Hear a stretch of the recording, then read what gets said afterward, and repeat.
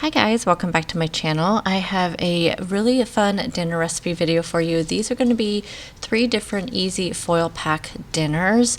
These can be done on your grill, in your oven. You can take them when you go camping. They're easy to meal prep. They are such an easy cleanup. That is the biggest thing. You're going to see how easy the cleanup on this is. The very first one we are going to do is a keto sausage and pepper. So I'm just going to slice up a bunch of peppers here. The sausages that I'm using are ones that I got from Costco. They're like a paleo chicken sausage. They are really good. So I'm planning on doing 2 different foil pack dinners each night. So this will be for 2 right here that you're seeing. So I did 2 sausages per foil pack because the sausages are not very big. So you want to spray your foil with some sort of cooking spray on the inside, and then with this pepper one, you want to just make sure you layer all your peppers down. And you want to kind of do it towards the one end of the foil. So the foil size, you want to do about, I don't know, about 18 inches long or so. And my foil, I believe, is 12 inches wide. So I've just like right about that. I'm also adding on some cauliflower. I just had some frozen cauliflower that I did put in the microwave for just a couple of minutes just to get the chill off. So I'm going to put some cauliflower on that as well. And you want to make sure you put some seasoning. So whatever kind of seasoning you want to use, I'm using my favorite McCormick pink Himalayan salt and garlic and black pepper seasoning, but you can use whatever you want.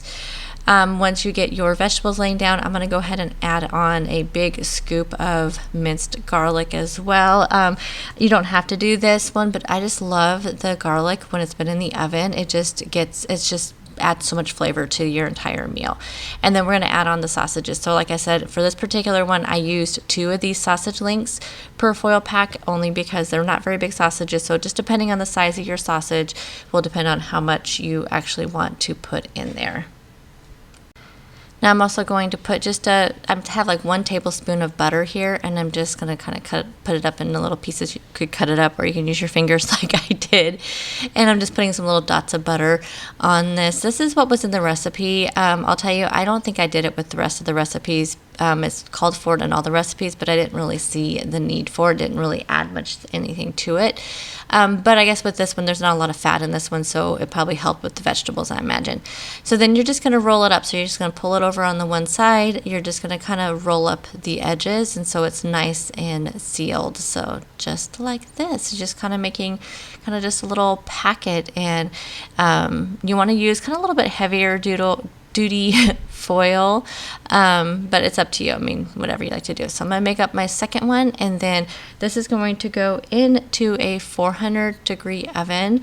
For this particular one, it only took about 20 to 25 minutes because everything in this was already cooked. So you just want to get your vegetables nice and soft, really is what the goal is. Now when it comes out of the oven, it is really hot, so you want to be really careful when you go to cut open your little packets. Look at that steam, isn't that crazy? But look how good that is. Everything is all cooked perfectly. You have perfectly cooked vegetables. You have all those flavors all melded together, and look, no cleanup, you guys, no cleanup. So this is how I served mine. I just served mine in a bowl with all the veggies. Foil packet number 2 is going to be a chicken bacon ranch. So I'm going to use this ranch seasoning mix that I got from Thrive Market. You can use your own seasoning mix, which I just did in a video, or you could, buy some. So I just have 2 small chicken breasts here that I diced up into bite-sized pieces, and I'm just pouring on about 1/4 of that ranch packet. Have our foil again. So again, spray it with your cooking spray. And then you are going to add a little bit of oil to this chicken and ranch seasoning. I almost forgot that. So go ahead and put a little bit of oil. And then I am going to sprinkle on just a little bit of the ranch seasoning onto some broccoli. So again, this is frozen broccoli that I just thawed out a little bit. And here's the cheese that I'm using. And then I had cooked some bacon earlier in the week, but I burnt it. So I'm going to use these bacon pieces for this, but you could also use a couple of slices of cooked bacon as well. So you're just going to layer all of that on your pan. So I have my broccoli, my chicken, my cheese. I'm going to add on the bacon bits, and there you go. This is what you do. So you're just going to go ahead and roll this up the same way that we did the other one into a little foil pack. and this will go into the oven. So I'm going to do 2 of these again, so both of these meals make 2. So I'm going to do 2 of them. So I'm going to go ahead and put together a second one, as you see. And then, like I said, these are going to go into a 350-degree oven for about 30 minutes. Since those chickens are in bite-sized pieces, it's not going to take quite as long as it would if it was a whole chicken breast. And again, be really, really careful when you take these out of the oven. But normally this is a meal that I would do in a casserole dish, and you would have to clean up the casserole dish. But look at this, you guys, there's like no cleanup, and look how beautiful that looks. I served this one with a huge side salad. You guys know I love my huge salads, with some honey mustard dressing from Thrive Market, which is amazing, by the way. And I could only eat half of this. This was so big. This last one is going to be an Italian mozzarella chicken. So first we want to do the marinade. This marinade, you need to do 2 tablespoons of lemon juice. It calls for 1 tablespoon of Dijon mustard, but I only have this spicy brown mustard, so I think that's going to be okay. 1 tablespoon of balsamic vinegar. You could probably use whatever kind of vinegar you want, but I think balsamic vinegar I've seen a lot of in Italian recipes, so I don't know if it's just something that goes along with it. I have no idea, but I love balsamic vinaigrette, so I definitely was there for the balsamic vinegar. We're going to do 1 teaspoon each of these different spices. So this first one, I think it was oregano, right? And then we have onion powder. So we're going to do a teaspoon of onion powder. We're going to do a teaspoon of basil. Oh, that first thing was parsley. Sorry. Parsley, basil, onion powder, salt, and oregano. And then we are also going to do some paprika, a half a teaspoon of paprika, and then some red pepper flakes. Now, as I always say with the red pepper flakes, only do it if you want something to be a little bit spicy, or just go easy on the red pepper flakes. And then we'll also put in some black pepper. And the last thing we're going to put in is about a 1/4 cup of oil. Again, use whatever kind of oil you want. I always use avocado oil or olive oil. As usual, I will have all these recipes linked down below. I didn't really change much in the original recipes, so I will just have those linked down below. And then you just want to kind of smush it around, and then you want to let this marinate for at least 30 minutes, but up to 3 hours. So I just did this right when I first started dinner and just put it in the refrigerator and let it marinate. And next up, the veggies. So the veggies I'm going to use for this, the veggies for the original recipe called for potatoes and zucchini. I wanted to do green beans and zucchini and radishes, but honestly, I did not have time to cut the radishes up. And my green beans were bad. The ones I just bought were bad. So I luckily had a can of green beans. So normally I wouldn't do this with canned green beans, but hey, it worked out really well. That's off 1 whole zucchini sliced up. So again, we're going to do 2 of these. I'm going to spray it with some cooking spray, and we're going to lay down our chicken breast first. And I probably should have cut these chicken breasts down just a little bit, because they ended up taking a long time to cook.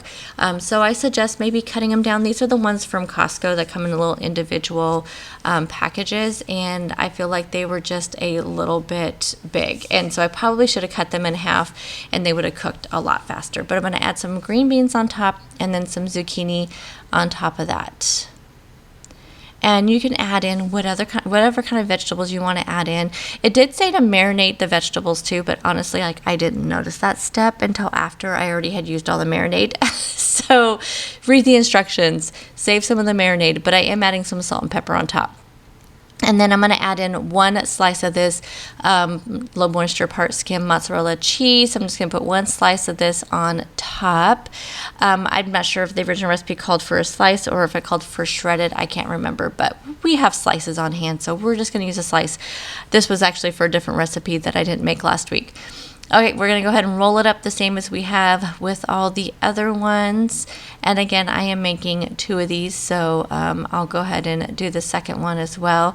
And these are going to go into I think it's 400 degree, yes, a 400 degree oven.